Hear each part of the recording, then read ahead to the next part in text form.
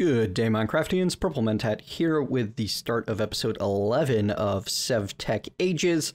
As promised, I dug down underneath that sample and got deep enough to find the actual azurite. We also got deep enough to find something slightly terrifying along the way, which is a big old chasm right next to where the ore vein is.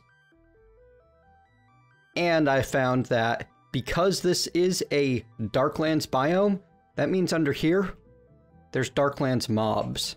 If I sneak out, you can probably see some of them.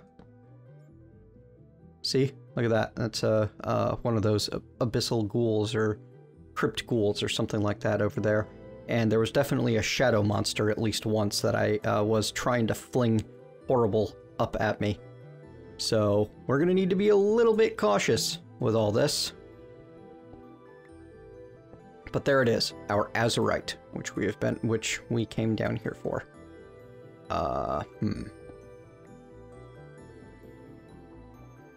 don't know how to... You know what? We can do it like this. Yeah. Do that. Fix things up here somehow. I want to keep this, forget it. We don't need to keep it diggable. We can climb out using a ladder from our work blade. Just shift right click on a piece of... Oh, it looks like it works on smooth stone, but not on marble. I think it also works on cobble. There you go. And now you can climb out with the ladder block instead of needing to worry about keeping the... Woohoo! Get to the copper!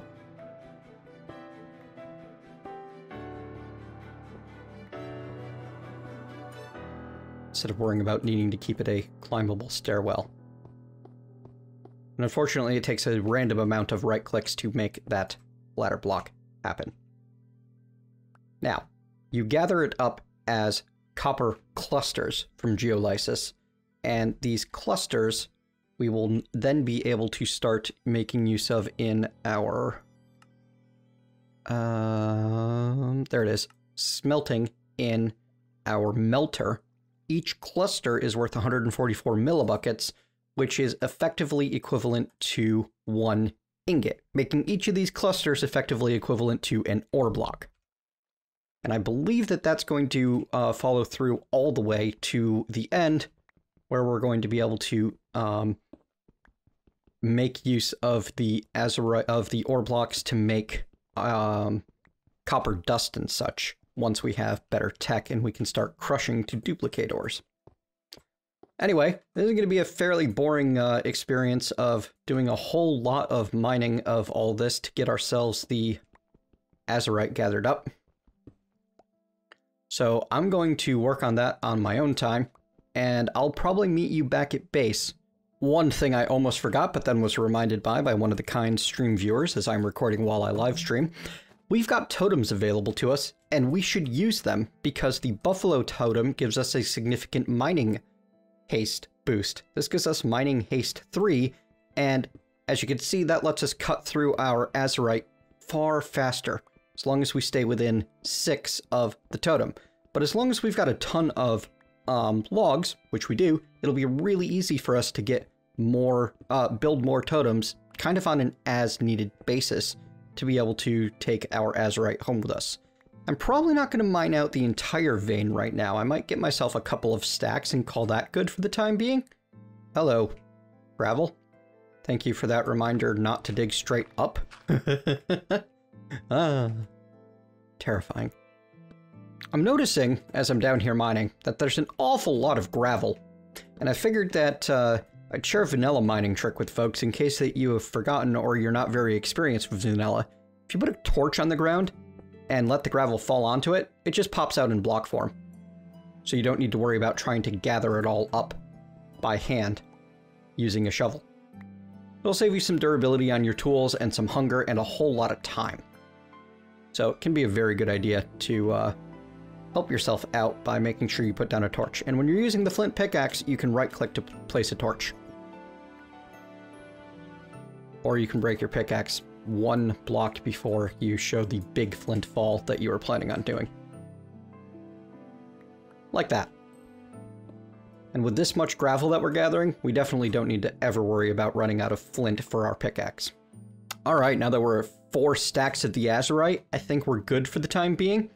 Got everything packed up and we're gonna head off, and I mean, that's a ton of copper that's still left, but that's why we've got signs. We'll just leave ourselves a note that there's a copper vein in this area, and either we'll get it later or someone else on the server will end up finding this spot and mining it out. How dark is it out there? Dark enough. Let's have ourselves a nap before we head upstairs.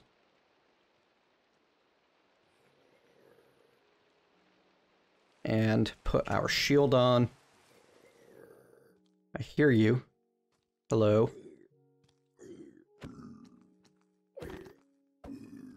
Good. We're gonna need some of this corallium-plagued flesh sometime soon. And let's put a sign right there. Copper vein below. Like that. Below. Shift. Oh, neat. I don't know what gives you those sign options. I'm used to that not being a thing that you have. Anyway, we are in fact going to need to get our hands on tin before we can do much more, because we need to use the alloy kiln to produce bronze sometime soon. And the alloy kiln looks like it requires us to use bricks and sandstone, or the brick slabs. Yeah, so we're gonna need bricks and sandstone to create the kiln bricks. And at least according to the advancement, we're going to need 8 kiln bricks and a 2x2x2 to get started with that. So I'm going to do some more exploring and see if I can find myself some coal and some tin. A bit more re-exploring and a couple more ore veins found. I've decided to start marking ore veins with the diamond symbol because that's going to work out for me. Found another azurite vein, or at least the surface samples of one over here. There's home, and just a little ways away we found a cassiterite vein, which is one of the tin options. So now let's see if we can find our way to, here we go, the tin. Nothing of interest. I've heard that checking the corners of an area, oh, yep, cassiterite 6. Fantastic. All right, I didn't want to waste your time digging up that vein, and I'm not going to waste your time digging up this one either, but I did want to show you that I had found a coal sample, which when you right-click, it turns into an immersive craft rock. All right, that I didn't expect. Anyway, I got it marked on my map. This one's a bit further from home, and we found a number of copper and tin samples as copper and tin veins. I haven't actually dug most of them up. I've just marked them on my atlas for later finding. And let's go ahead and do the usual. Check the corners.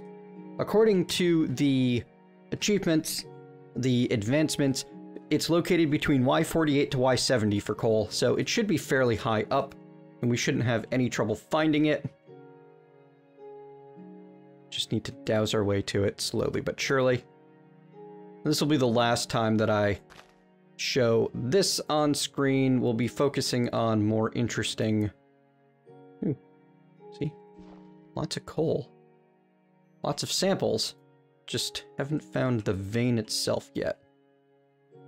And I've been told that you should check the corners of the chunk.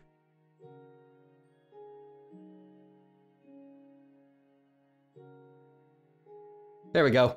Found coal 8. Excellent.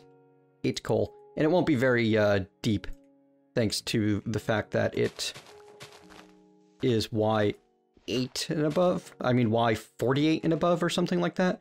So, ooh, we've got diorite just above. Hang on. Let's do a bit more dowsing and make sure we're actually going straight down to the coal. Coal 8, coal 8, coal 8. Excellent. So, what we're going to do is we're going to do a different mining technique this time that I wanted to show you. Oh, never mind. I was going to explain the whole thing, but I mean, it's right there. That was fast. I mean, I did say it'd be a quick process to find, but I didn't think it'd be quite that quick. All right. So now I'm just going to gather up a few stacks of coal because there's actually a recipe or two that I want very specifically coal for. And you know what? We're going to just delete all this water gonna do nothing but cause us trouble. There, go away. The plan, by the way, was to just dig straight down in a 2x1. You can stand on one and dig down the other, and you'll be fine. And then ladder our way back up, making use of the work blade. But I guess that whole plan got derailed by finding the coal, like, directly underneath us. Since we had the diorite and we can place a ladder on the side of a diorite block. I don't know if we can put one on the side of a dirt block. No, doesn't sound like we can.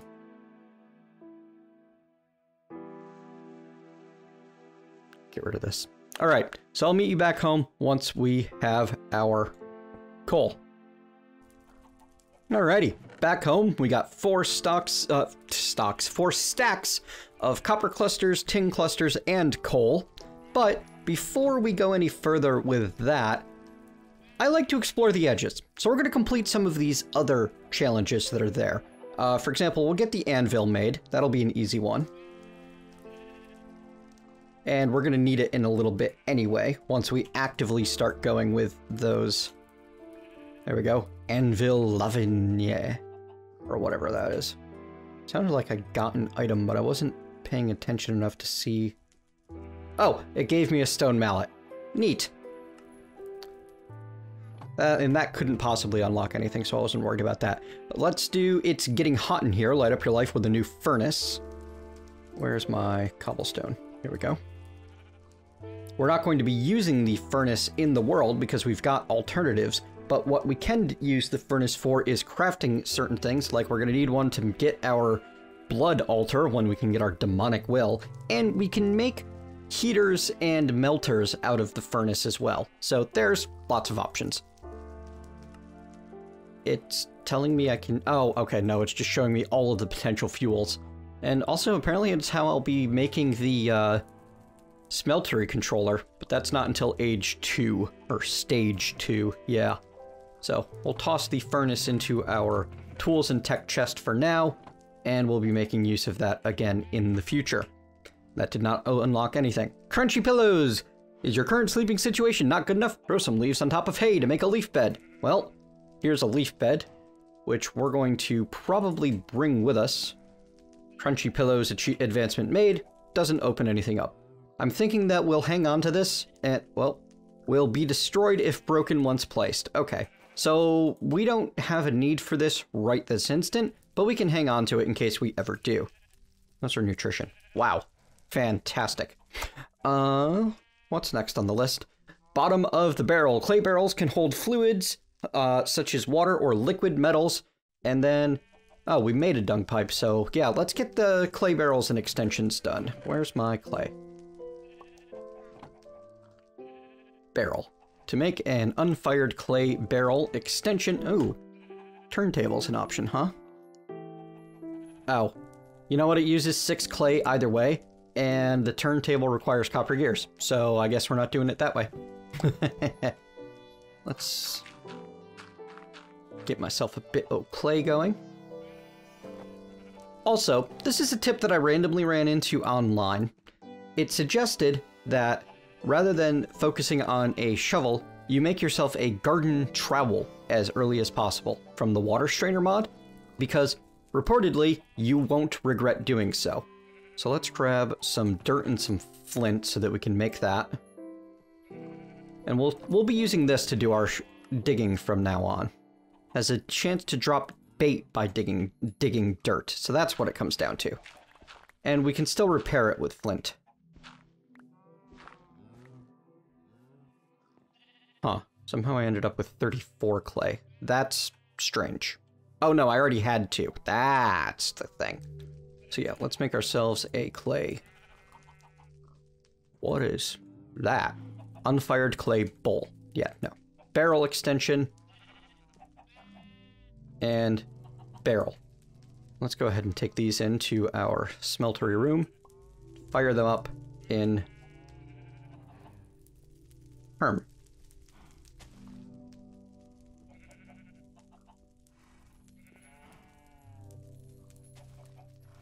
I did not know that was possible. Careful with your kiln. Apparently you can carry on your kiln. We're having so many issues with the drying racks showing up in the wrong spots. And what's going on here? You're not actually filled with anything, are you? You think you have stone in you, but you don't. Alright, stop being weird like that. There, put the dung pipe back. I don't even remember why I came in here. Oh yeah, we were cooking the extension and the barrel. Excellent. There. Bottom of the barrel, pipe me up inside. Extensions. Place it on top of a barrel to increase the amount of liquid it can hold. Now, I don't know if these are going to break if I pick them back up. There we go. Advancement made, extensions. That covers everything except hunt or be hunted. So let's get our way into the hunting dimension.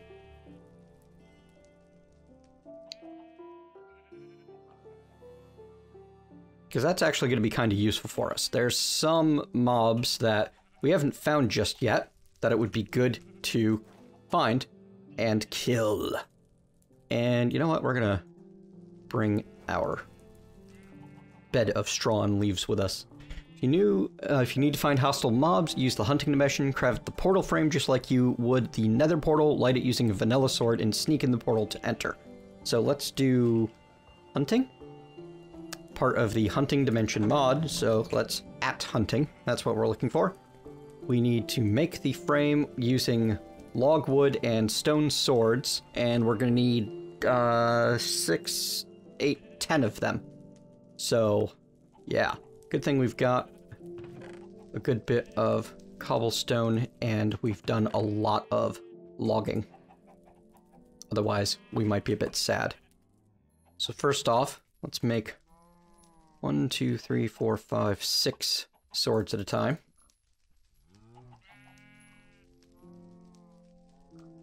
That was one more than I should have made. Oh, you get 4 at a time. So you just need the 3, actually. There we go.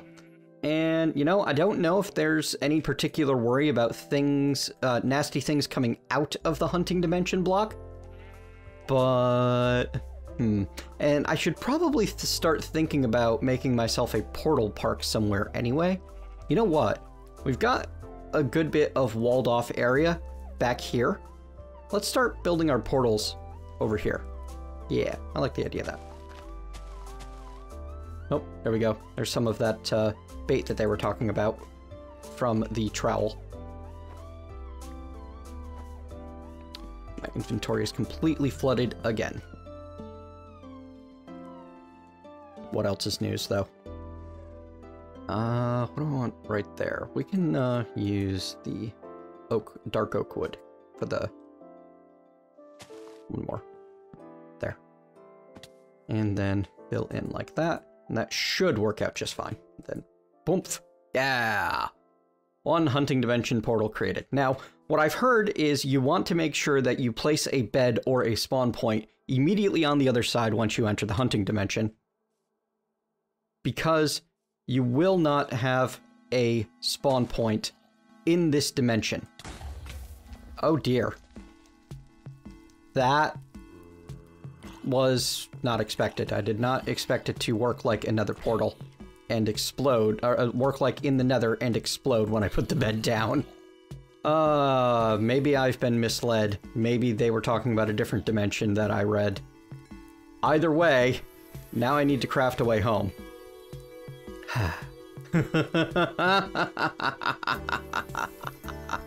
I'm not too worried about it, but it does mean that I'm gonna have a bit of trouble. No thanks to all these monsters.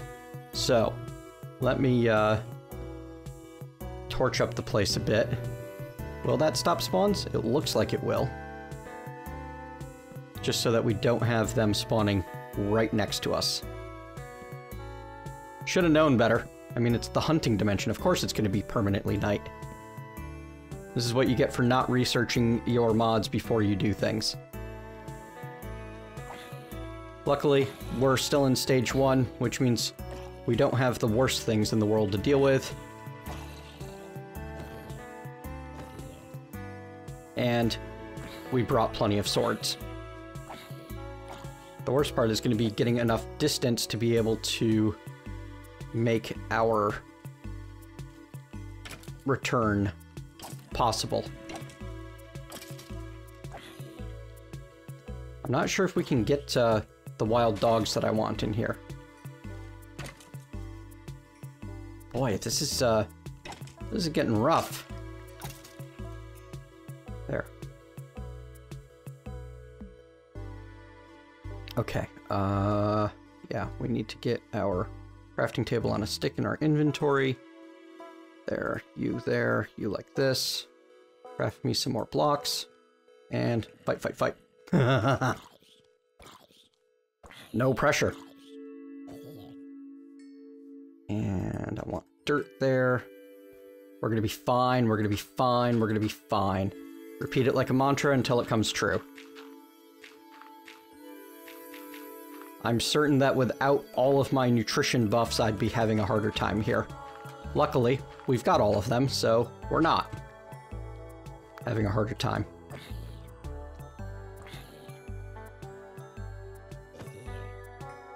Excellent. Bump. Bump, bump, bump, bump, bump. There. Now we can go home. So yeah, forget what I said about bringing a bed to the hunting dimension. You're just gonna have a bad time if you do. And it looks like you're mostly gonna find standard zombies and such here until you do fun things like change the biome, because that's an option that's available to you. I'm not seeing any passive mobs either. So using the hunting dimension to get your parrots, probably not really an option. Alright, we're heading back. This is getting ridiculous. Oof. Heard a zombie when I showed up. I'm a little concerned that zombies are going to be able to come through that portal. So we're going to make sure that we block it off a bit by making us some walls and some gates. Let's make a tall oak fence gate. Oh, how about dark oak? Yeah, tall dark oak fence gate. 2 of them. That gets me a tall gate, and I can definitely hear baddies around. I don't know if that's just the sound that the dimension makes when it exists, or if there's actually something there, you know? Either way, now it should be blocked off so that nasty monster types can't get to me. If they do come wandering out of the portal. Yeah, does the portal just make monster noises at all times? Because that's creepy, but also cool. Alright. Neat. And, unfortunately, still no extra advancements. Looks like everything is tied to the alloy kiln. So let's go get that ready. Actually, that hunting adventure, hunting thing. Hunting dimension adventure, there you go, took more time than I expected, and we're about out of time for this episode. So thank you very much for joining me. Hope you've enjoyed your time here. If you have, leave me a thumbs up, tell me what you liked. If you have not, leave me a thumbs down, tell me what you haven't. Either way, you want to see more of this series, please click subscribe. If you want to make sure you get notifications for any time I put a video out, click that bell next to the subscribe button. Between now and next time, I'm probably just going to do some inventory management and sorting things out, because we've got a whole bunch of progression to do on camera next. And next time we're going to get the kiln going and see what we can start doing with either some bronze or some blood magic. Maybe both. See you next time.